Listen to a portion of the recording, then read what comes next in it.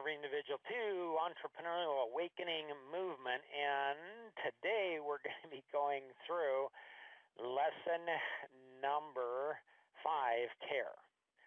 How do I care for people in a way that produces more energy than it consumes? Like if somebody says, hey, Mark, you need to be more caring, what's the first thing that comes to mind? Is it, I'm exhausted. Like, so exhausting. Is that what my feeling is? Maybe I'm caring in the wrong way. Or maybe I'm caring for the wrong people.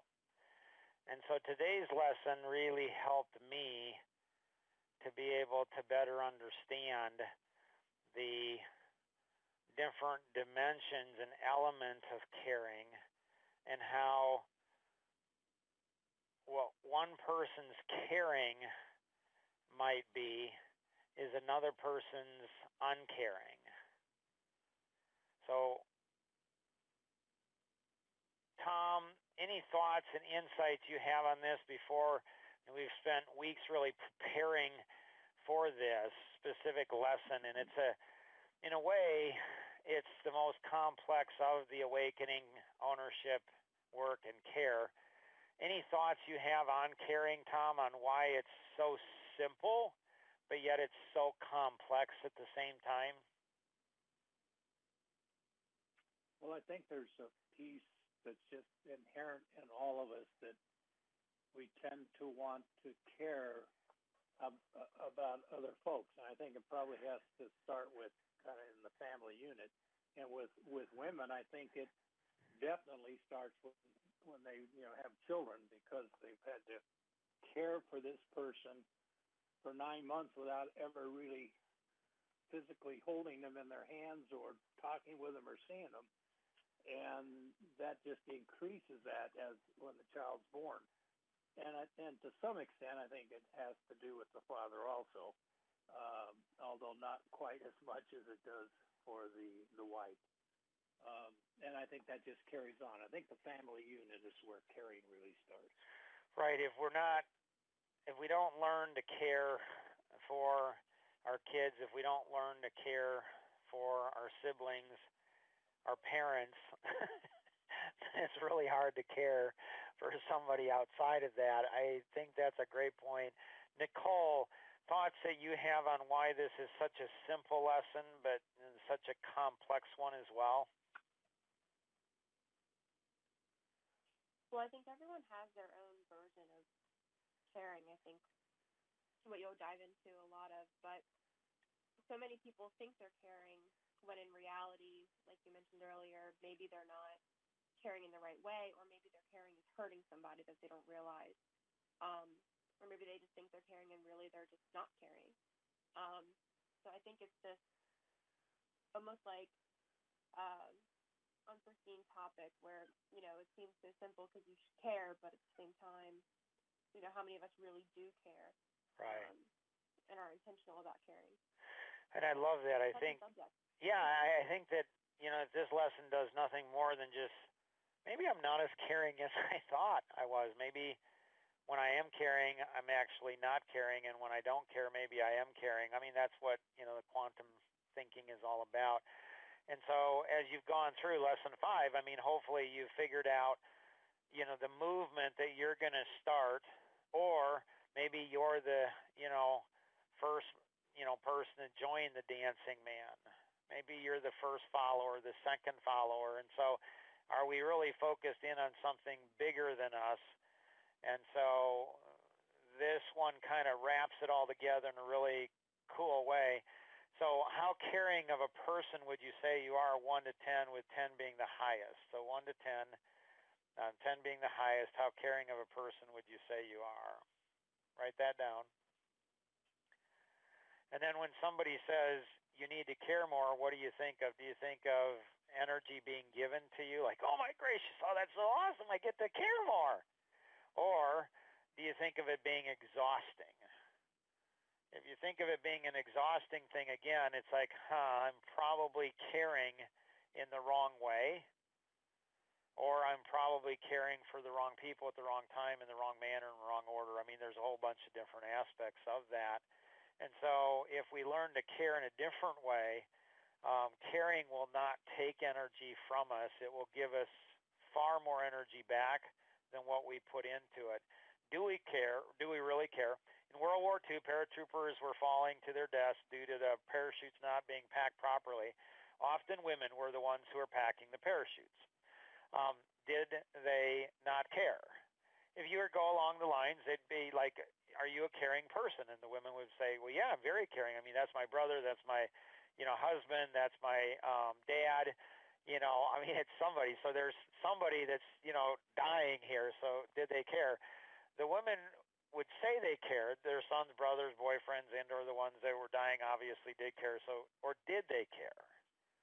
So often we say, yeah, we do care kind of flippantly, but what did they do to solve the problem? A couple of different things. One of the things is they randomly picked people off the assembly line and said, you're going to jump with your own parachute that you just packed now. And that changed everything around. Tom he was a jumper, and he said that they had their initials or names on it on a packed parachute. So when you put your name on something, you initial something, all of a sudden you care more. Well, do you really care more, or are you just held accountable more? So I think it's what Nicole was saying is often we think, yeah, we care, but we don't understand, well, we don't care nearly as much for other people's lives as we do our own. So be obsessed, like we learned in, Ford versus Ferrari, be obsessed about something. So be obsessed about truly caring, not just talking. It's always interesting to me where you can kind of tell when people really care. So I'm a caring person. If somebody has to say it, they're maybe using their talk more than their walk in being able to go through it. We've gone through the 5 steps to success. And so, Tom, how does caring connect back into each one of us getting what we want or say we want? Well, I think caring is the glue to those 5 steps. Because if I have an outcome that I want to get to, if I don't care about that outcome, or I don't care about how to get over obstacles, or if I don't care about what I have to give up to get over them, and I'm not willing to commit to that process, then I'm really not caring about myself. Therefore, I would never get to the outcome I'm looking for. Yeah, it's interesting because I'll never forget a number of years ago, we were on a call, Tom, and I have no idea what the call was about, the mastermind call was about. I don't know what was said before, but you went ahead and said,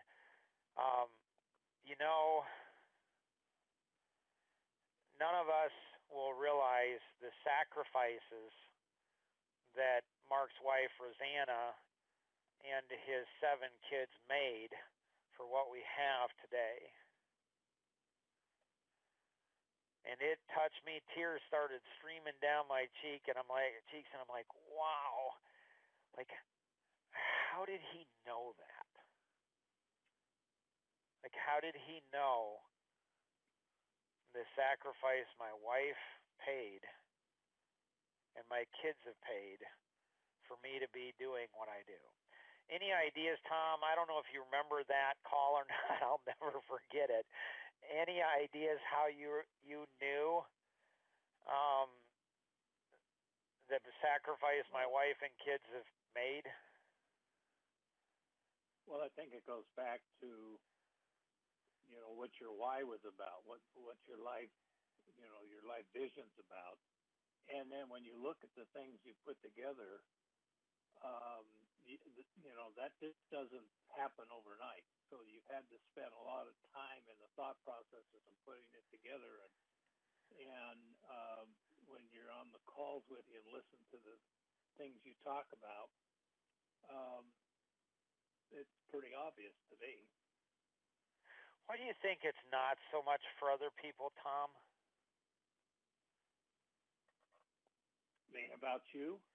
Or and other people just in people in general. Like, why don't people notice those things? I think there are people who care, and I think there are caretakers. And what I mean by that is that I think there are some people that just feel like everybody should be really caring about me, and I'm not really caring about anybody else. And they're the caretakers. And then I think on the other side, there's people who overly care because there's, I don't know, something in their DNA or something that just feels like I've got to take care of the world, instead of really sitting back and understanding what that care process is doing to the person on the other side.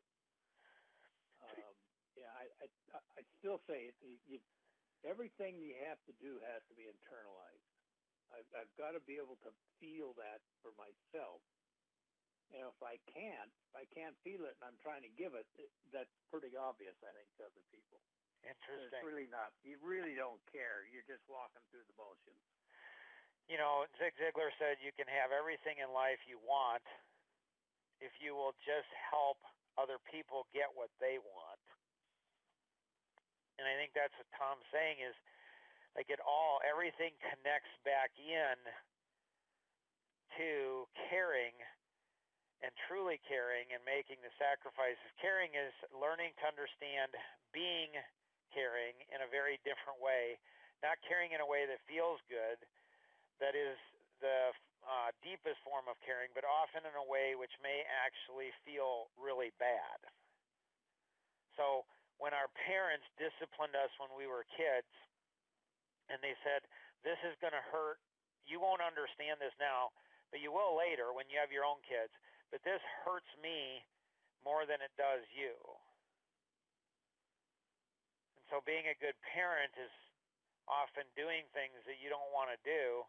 Being a good leader, being a good brother, sister, being a good friend is often telling people things that people may say, well, that's an uncaring thing to say or do, when it actually could be the most caring thing to say or do. When we look at the quantum thinking model, entrepreneurs think in a very different way. They think this way, but they don't even know it.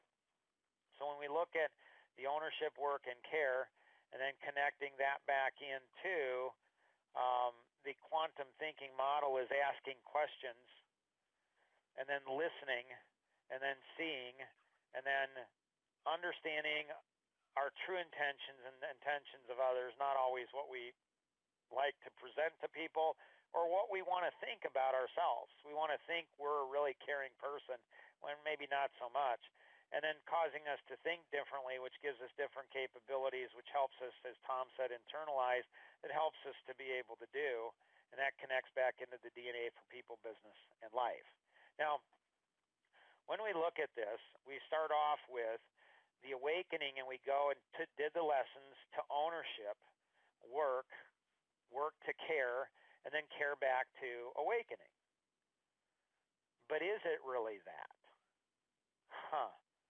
What if it's, just the opposite? What if we change the order, and what if we learn to care at the quantum level, and then we move from caring to working to ownership back to awakening? So I'll never forget, Tom, we had 3 kids in this little tiny 3-bedroom ranch, no basement, but they were young. And then we had 2 more kids, and in this little 3-bedroom, ranch, and the kids were getting older. And then the company needed the financial resources. And so I said to my wife, honey, I know we could afford to get a much bigger house, bigger yard and everything, but the company can't do that, or the company can't afford that. We're going to need to make some sacrifices. She said, no problem. We can do that. So we stayed in that home probably 3-4 years longer than what we would have had to, because the company needed that capital to grow. And then finally the day came where the company grew large enough to where we got this beautiful home on some really nice acreage and everything. It was wonderful, huge home. And then we had 2 more kids. And it was funniest thing, Tom, like they all had their own rooms then, all 7 of them. And and then they all wanted to sleep together, like in the same room. It's like, wait a minute, like what's up with that? Anyways, 3, 4 years, 5 years into having that nice, beautiful home, we got hit. Economy just destroyed us, and I tried to work our way out of it, but wasn't able to. And so, I worked and worked and worked, and finally I just said, hey, we're not going to be able to do it. So I went to my wife and my 7 kids, and I said, listen, Dad's trying to work his way out of it. We can't. We have 3 options. One is we can, sell the house. We don't need this big of a house, and this nice of a yard. So we'll get a nice, not like we used to have, but we can sell it. 2 is you kids are getting older now. You're getting into your teen years, so you're doing some work, but you could do more. And that way Dad does higher dollar productive activities, and so you guys help out more. Or 3, Dad can pump his hours back up to, 100 hours a week like he did years ago. So Tom, have you heard this story before? I think so. So which of the... They told you to bump the hours up? Yeah, well, this is what's at first they told me, so my dad is a pastor, and so I've heard my whole life that, from the pulpit, people are, pastors are saying, hey, your family, your wife, your kids, they don't want material things, they want you. I'm like, well, this will be a good test. So the first thing they said, I said, so which of the 3? And they said, Dad, we can sell the house. And I'm like, wow, it works. They do really want me. Like, they don't want the material things. They don't want the big house, the nice yard, and nice neighborhood. They don't want that. They want Dad.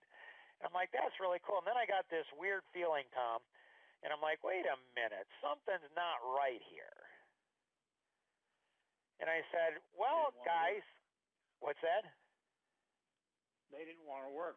Well, this is what's funny.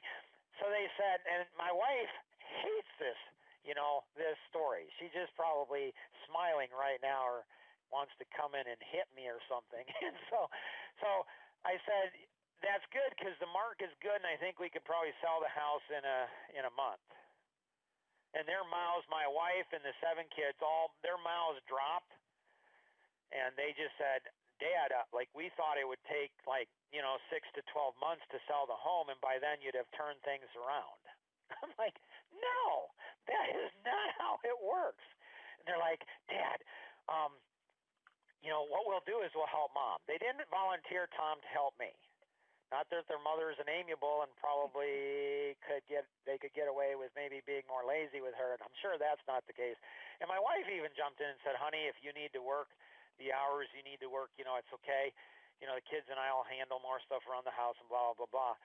And there were 2 parts of me, Tom. One is I felt very, very fulfilled because I love what I do, and I'm providing for my family, so I'm a good husband, a good father. Another part of me felt kind of like a piece of meat. I'm like, wait a minute here. Like, what's up with this? And we did do it, and actually everything turned around.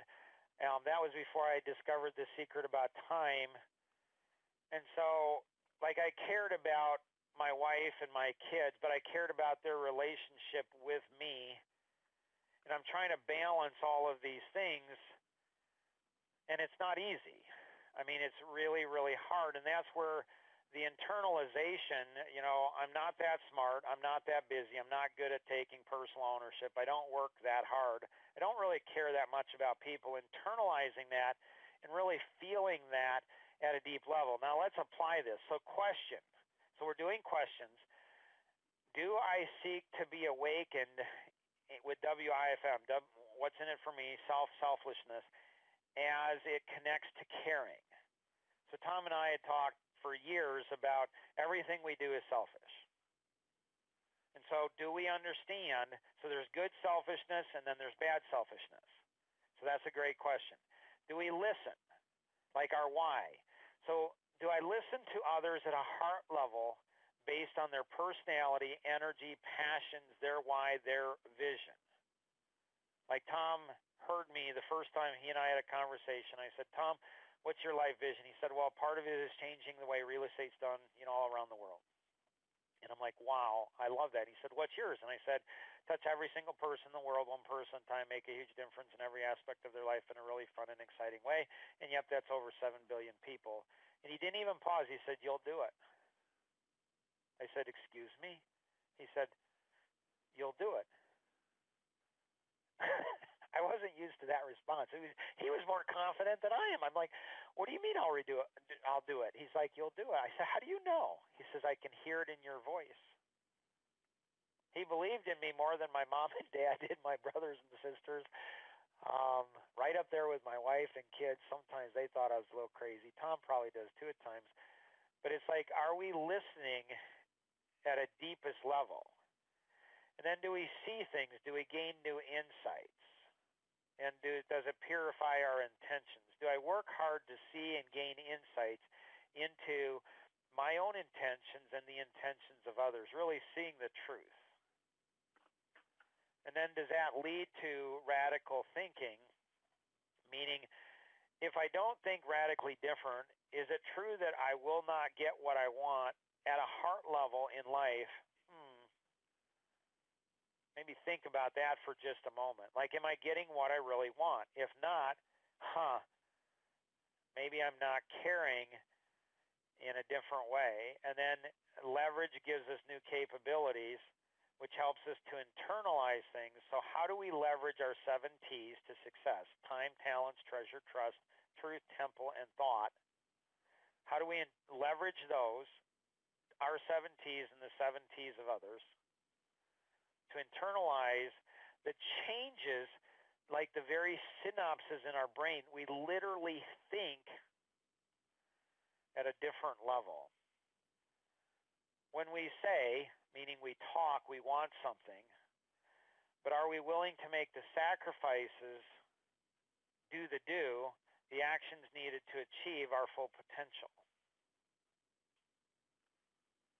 And that's where it comes back to the sacrifices. It's like, are people willing to do this? Which leads to doing, which leads to failure, which leads to getting it, which leads to the whole process starting all over again. Nicole, questions or thoughts that you have?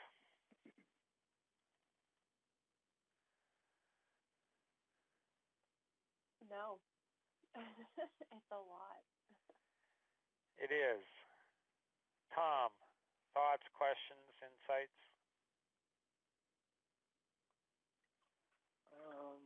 No, I think I've said my piece. So,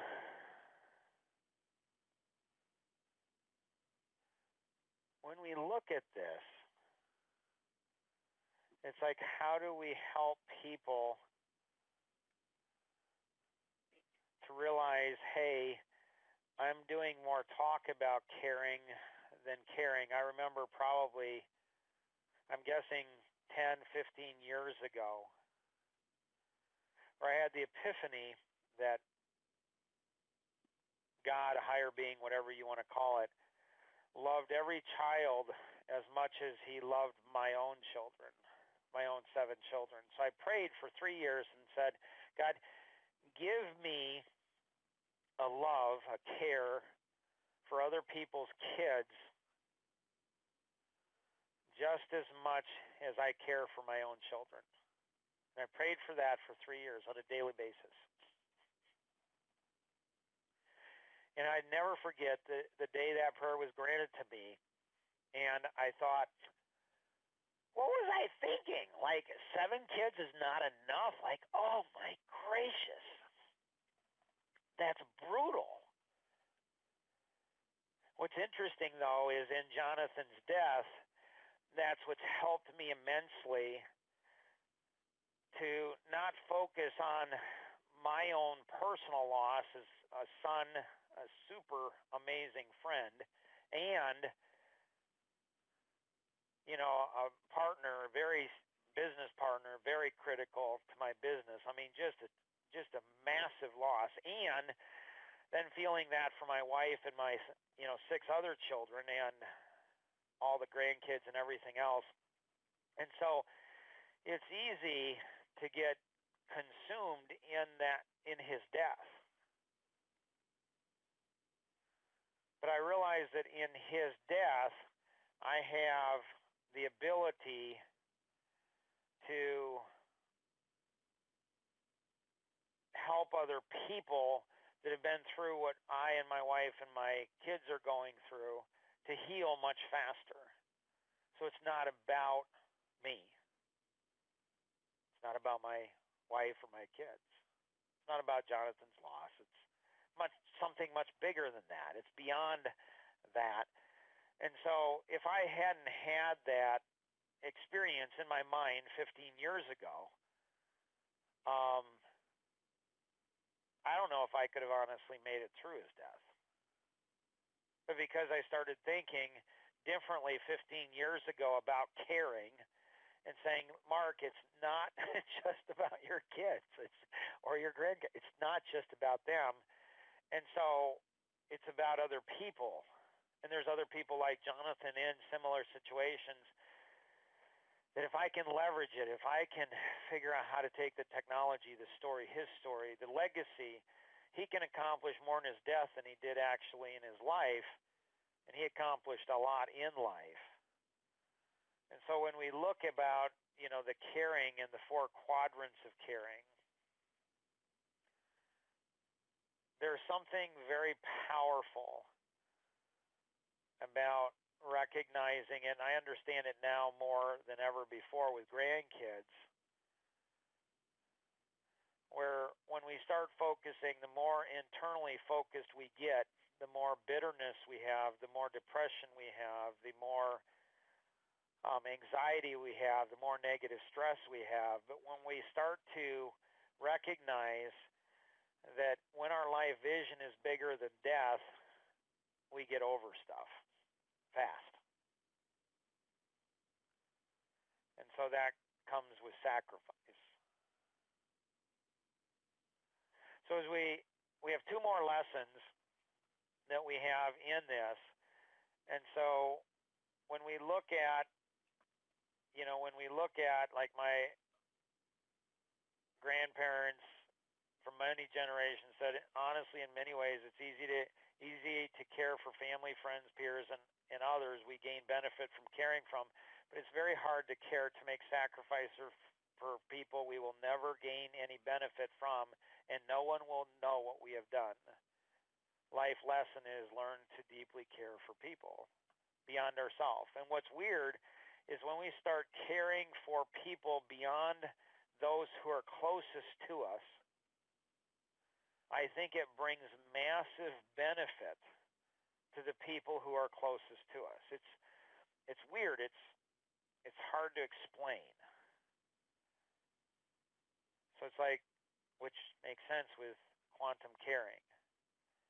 And so how do we go through and understand, each of the different personalities and how they care, and giving up that and caring in a very different way. Another whole session, or maybe, in the, Q&A, how do we best show we care with the analytic? Tom, how much time do you have today? You got to run? I have a few more minutes.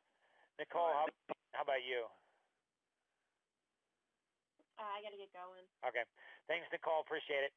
So with the analytic, the cube is how do you go ahead and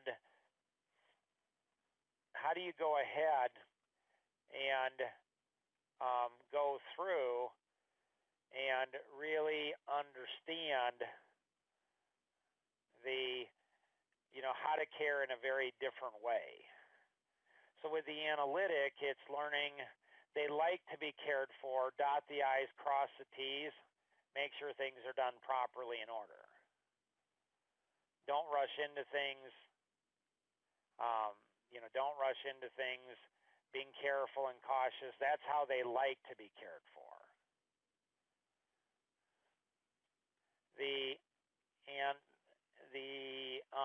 Think carefully before acting. The driver they like to be cared for in a totally different way by acting faster, focused on the big picture, use very few words, set big goals, work hard, get tasks completed.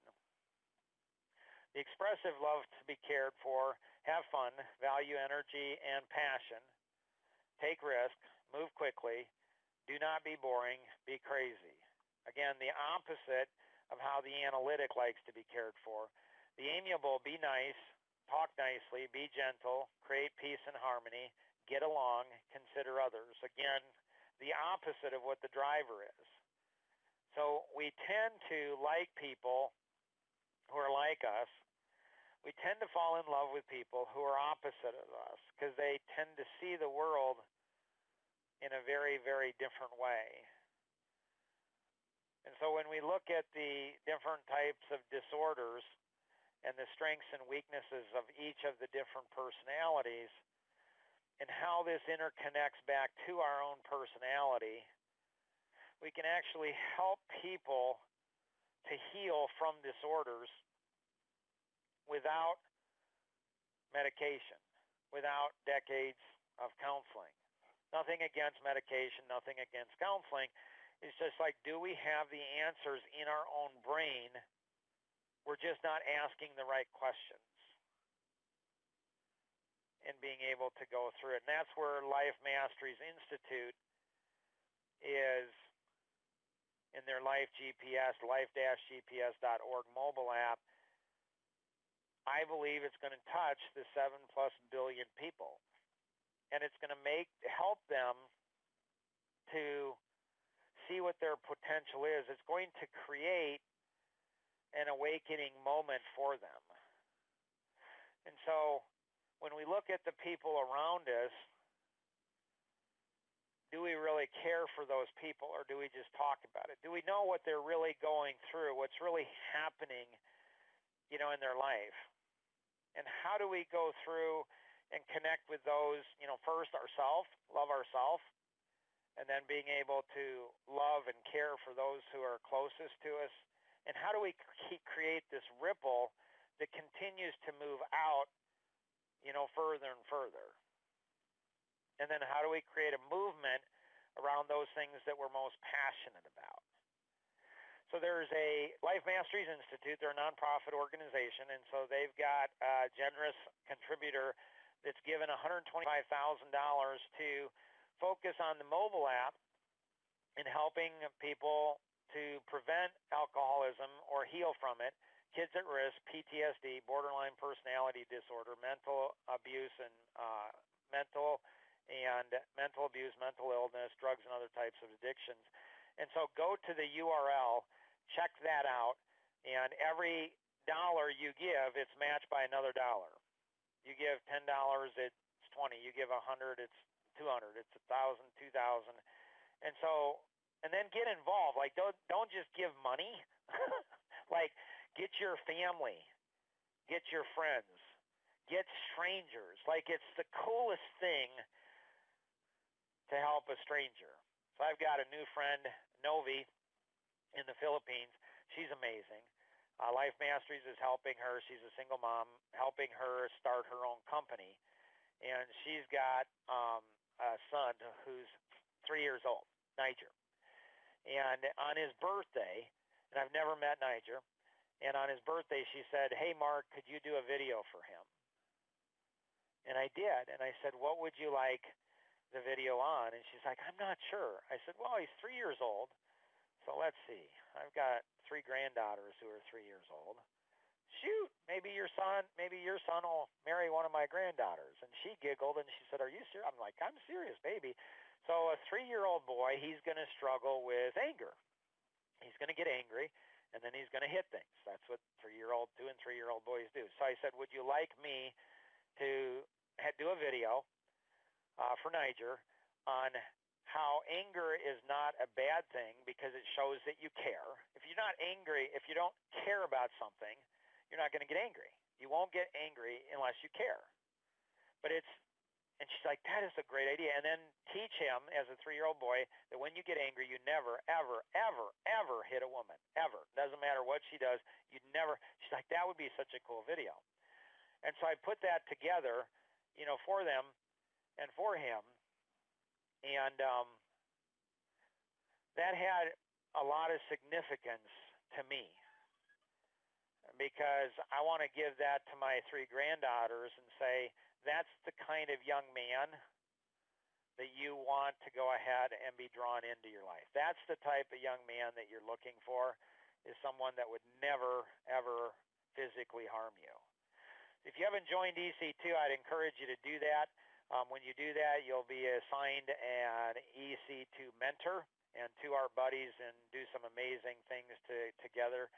There is also the course on the Personality Masteries course, and so great course to take on that. You can go to that URL. And then the Leverage course, we went through and did that, learned so much together on that. And then the Psychology of People course as well. So lots of different things you can get through Life Masteries Institute. We have now finished up Awakening, Ownership, Work, and Care. So what's the next thing that we're going to do is taking action with quantum thinking. Now that we've learned all of this, what do we do next? And so it's taking action on everything we learn. Tom, any thoughts, questions, final closing thoughts before we finish up this lesson? I can't wait to start the next one. And, right. See how we build that. Like the taking of action, like how do we get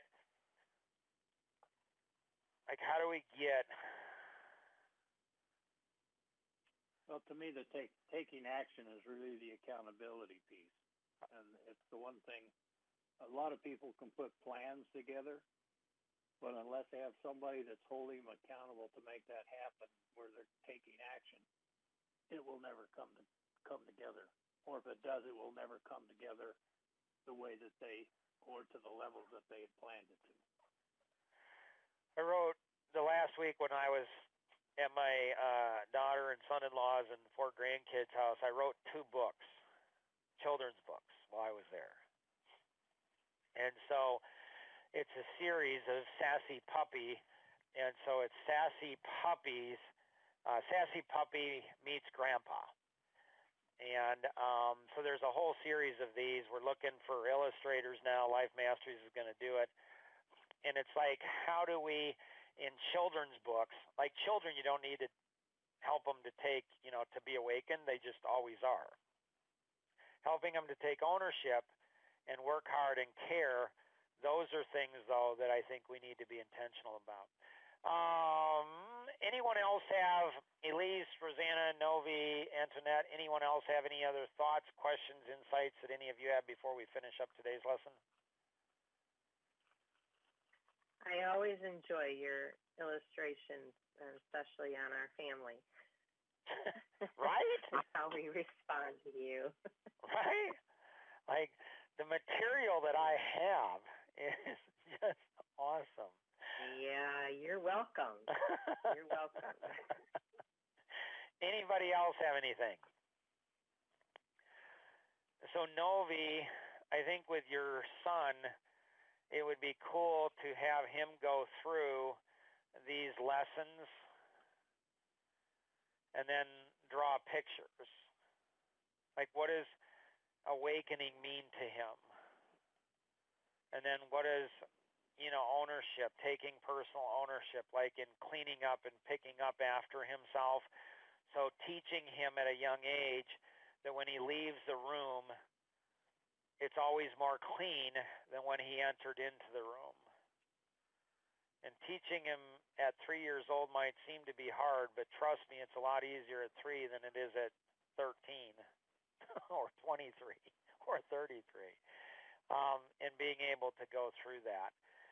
All right. If you're listening to the rebroadcast, you have any questions on this, feel free to connect with the individual who invited you to participate in today's session, or you can call toll-free 888-230-2300. That's 888-230-2300. And always remember, we can accomplish so much more together than we ever could on our own. Have an amazing day. Bye-bye.